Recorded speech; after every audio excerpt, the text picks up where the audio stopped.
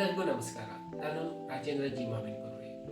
ಇಂದು ಅಡಿಕೆ ಬೆಳೆಯಲ್ಲಿ ಅಂತರ್ ಬೆಳೆಯಾಗಿ ಬೆಳೆಯುವ ವಿಳೆದೆಲೆ ಅಥವಾ ಬೀಟಲ್ ವೈನ್ನಲ್ಲಿ ಸರ್ವೇ ಸಾಮಾನ್ಯವಾಗಿ ಕಂಡುಬರುವ ಕರಿಜಾಲು ಅಥವಾ ಫುಟ್ ರಾಟ್ ಅನ್ನು ನಮ್ಮಲ್ಲಿ ದೊರೆಯುವ ಟ್ರೈಕೋಡರ್ಮಾ ಹಾಗೂ ಸುಡೋಮೋನಸ್ ಬಳಸಿ ಜೈವಿಕವಾಗಿ ನಿಯಂತ್ರಿಸಿ ಸಫಲತೆಯನ್ನು ಕಂಡ ಶ್ರೀ ವಿರೂಪಾಕ್ಷಪ್ಪನವರ ಅನುಭವವನ್ನು ತಿಳಿದುಕೊಳ್ಳೋಣ.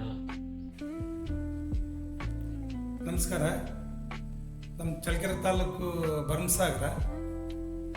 ನಮ್ಮ ಫ್ರೆಂಡ್ ಒಬ್ಬರು ಇರೋದ್ರಲ್ಲಿ ಹಂಗಾಗಿ ಸೂಡೋಮೋನಸ್ಸು ಟ್ರೈಕೋಡರ್ಮು ಅದನ್ನು ಲಿಕ್ವಿಡನ್ನು ನಾವು ತೆಗೆದುಕೊಂಡು ಹೋಗಿ ನಾವು ಎಲೆ ಬಳ್ಳಿಗೆ ಸ್ಪ್ರೇ ಮಾಡಿದ್ವಿ.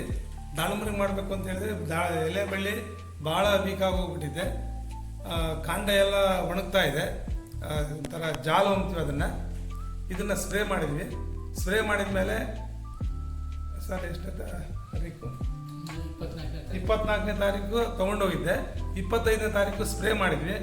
ಒಂದು 4-5 ದಿವಸಕ್ಕೆ ನಮಗೆ ಸ್ವಲ್ಪ ಚೆನ್ನಾಗಿ ಆಗ್ತಾ ಇದೆ ಅನ್ನಿಸ್ತಾ ಇದೆ. ಮತ್ತು ಎಲೆನೂ ಸ್ವಲ್ಪ ಕಲರ್ ಬಂತು, ನಿಂಬೆಹಣ್ಣಿನ ಕಲರ್ ಬಂತು. ಕಾಂಡನೂ ಅಲ್ಲದಲ್ಲೇ ಜಾಲಿರ್ತಕ್ಕಂಥ ಕರ್ರಗಾಗಿರ್ತಕ್ಕಂಥದ್ದು ಕಡಿಮೆನೂ ಆಗ್ತಾ ಇದೆ.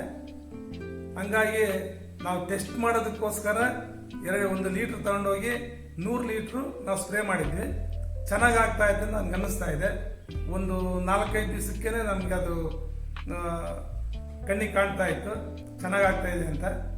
ಆ ನಂತರ ನಾವೆಲ್ಲ ತೋಟ ಎಲ್ಲ ಹೊಡಿಬೇಕು. 2 ಎಕರೆ 2.25 ಎಕರೆ ಇದೆ ನಮ್ಮ ತೋಟ.